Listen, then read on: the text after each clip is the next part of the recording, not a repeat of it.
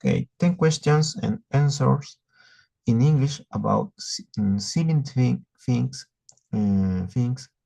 things you don't use. What does it mean to sell things you don't use? It means getting rid of items you no longer need by selling them to others who might find them useful.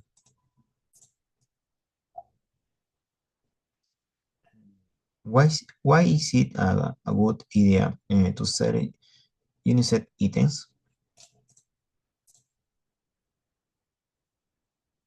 Uh, Unused items because it helps your declutter your space, earn extra money, and promote recycling. Three, what kinds of uh, things can people sell? You can sell clothes, books, electronics, furniture, accessories, or anything in good condition. Where can people sell their used items? You can sell them online on platforms like Facebook Marketplace, eBay, or at local flea markets. How can someone decide what to sell if you haven't used something in 6 months or a year? It's probably time to sell it. And what are some tips to sell faster? Take your photos and write honest descriptions and offer fair price. Is it safe to sell items online? Yes, if you meet buyers in safe place and avoid sharing personal information. How can selling unit, how can selling unused items hurt the environment? It reduces waste and gives products a second life instead of throwing them away. Can selling things teach financial skills? Fin- Definitely.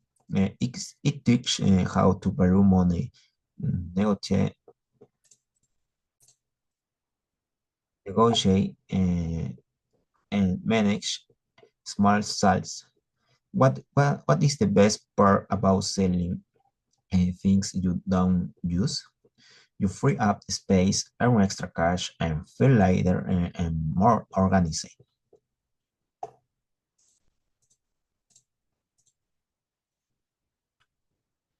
Henry by Charles Bukowski, Chapter 23, Part 2. Then Lily Fishman stood up and she pulled her skirt up and yanked at one of his silk stockings. She had just the garter with some white flesh. Then she pulled at and just adjusted the other stocking, such a sight we had never seen, nor had the Stanhope ever seen anything like it. Lily sat down and we all finished the exam with our textbooks open. Stanhope sat behind his desk, utterly defeated. Another guy we jerked around was for Farnsworth. It began the first day in machine shop. He said, here we're learning by doing. We will begin right now. You will each take an engine apart and put it back together until it is in working order during the semester. There are charts on the wall and I will answer your questions. You will also also be shown in movies about how an engine works. But right now, please begin to dismantle your engines. The tools are on your work shelf. Hey, Bob, how about the movies first? Somebody asked. I said, begin your project. I don't know where they got those engines. They were greasy and black and rusted. They looked and really dismal. Fuck, said some guy. This one is a ham of clogged shit. We stopped over our engines. Most of the guys reached for monkey wrenches. Red Kirkpatrick took a screwdriver and scrapped it slowly along the top of his engine carefully, creating a black ribbon of grease to fit long.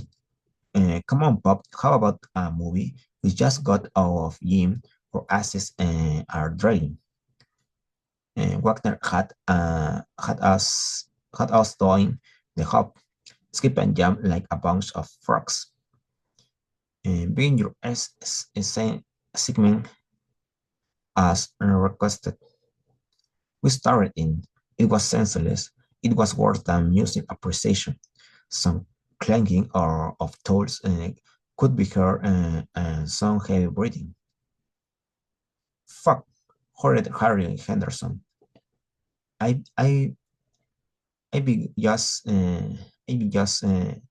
skinned my whole goddamn knuckle. This is nothing but fucking white slavery. He wrapped a handkerchief tenderly around his right hand and watched the blood swag through. Shit, he said. The rest of us kept trying. I'd rather stick my head up an elephant's cunt, said Kirkpatrick, Jack dancing through his wrench to the floor. I quit, he said, to anything. You want to me, I quit, kill me. Cut my balls off, I quit. He walked over and leaned against a wall. He folded his arm and looked around at his shoes. The situation seemed truly terrible. There weren't any girls. When you looked out the back and door of the shop, you could see the open schoolyard, all that sunlight and an empty space out there where there was nothing to do. And here we were, bent over stopped engines that weren't even attached to cars. They were useless, just stopped still. It was damp and it was hard, which needed mercy. Our lips were damp enough. Something had to save us.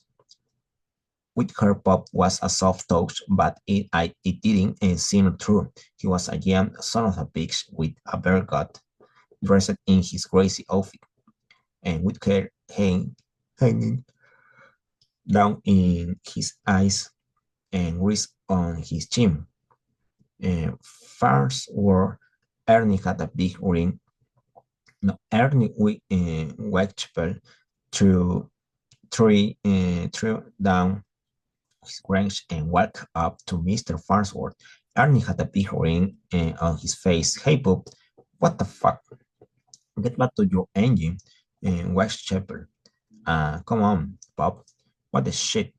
Ernie was a couple of years older than the rest of us. He had spent a few years in some boys' correctional school, but even though he was older than we were, he was smaller. He had very black hair, slick and back with paisley. He would stand in front of the mirror in the men's scrapper, squeezing his pimples, feel talk dirty to the girls, and carried shake rubber in his pockets. I got a good one for you, Pop. Yeah, get back to your engine, Whitechapel. It's a good one, Pop. We stood there and watched as Ernie began to tell Pop a dirty joke. Their heads were close together. Then the joke was over. Pop began laughing.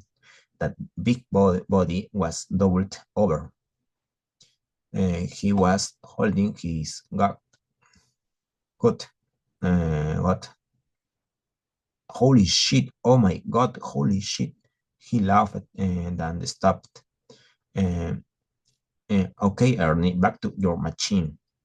No way, Pop. I got another one. Yeah, listen.